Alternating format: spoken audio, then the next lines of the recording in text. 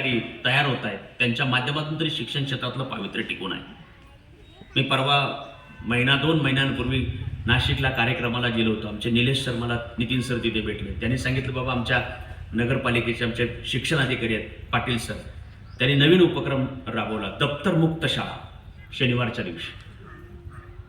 आणि एक अधिक चांगला उपक्रम त्यांनी राबवलेला आहे, अधिक चांगला उपक्रम.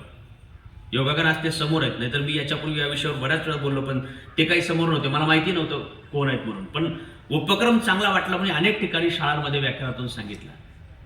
त्याने एक खूप चांगला उपक्रम राबवला जो आम्हाला सगळ्यांना इथून पुढच्या काळामध्ये राबवावा लागेल.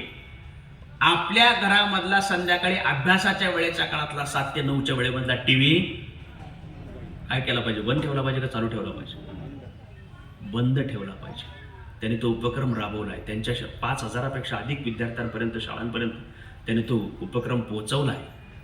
आणि लोकांनी सुद्धा आनंदानं त्या उपक्रमाचं स्वागत केलं आहे. साहेब, आमच्या घरामध्ये 10 वर्ष झाले, 10 वर्ष झाले आपल्या घरामध्ये टीव्ही नाही. आणि त्याच्यामुळे मी निदान सांगू तरी शकतो, नाही तर मग माझ्याच मालिकांची वेळ जपता जपता मग मी कशा करता सांगतो, मुलांना आम्हाला शिक्षणामध्ये रमवावं लागेल. नाहीतर प्राथमिक व्यवस्थेपर्यंतच्या शिक्षणामध्ये मुलगा हा शिकण्याकरता आलेला असतो, शिक्षा म्हणून आलेला असतो. आपणही सगळी माणसं ज्या वेळेला पहिली ते 4थी पर्यंत, 5वी 7वी पर्यंत शाळेत जात होतो, तेव्हा काय चला आनंदाने आपल्याला पुढं काहीतरी मोठं करून दाखवायचं, मोठा कीर्तनकार प्रवचन करवायचंय, मोठा काहीतरी जिल्हा परिषद सदस्य व्हायचं म्हणून शाळेत जात होतो का? नाही, घरच्यांनी पाठवलंय तिथे काहीतरी, आता हे सगळं तास 2 तास आपल्याला सहन करायचं या भावनेतून जात होतो. आणि त्यावेळच्या काळामध्ये त्यांच्या मनामध्ये, त्या बाल मनामध्ये आम्हाला शिक्षणाची गोडी निर्माण करण्याकरता असे काही नाविन्यपूर्ण उपक्रम आम्हाला राबवावे लागतील. कृतिशील लोकांना एकत्र यावं लागेल. त्याच्यातून आम्हाला अशा प्रकारानं काहीतरी दप्तरमुक्त शाळा असेल किंवा टीव्ही बंद असेल, तशा प्रकारे आनंदाने कृतीयुक्त शिक्षण असेल, त्याचा काहीतरी एक वेगळा आराखडा तयार करून मुलांच्या गळी उतरवावा लागेल.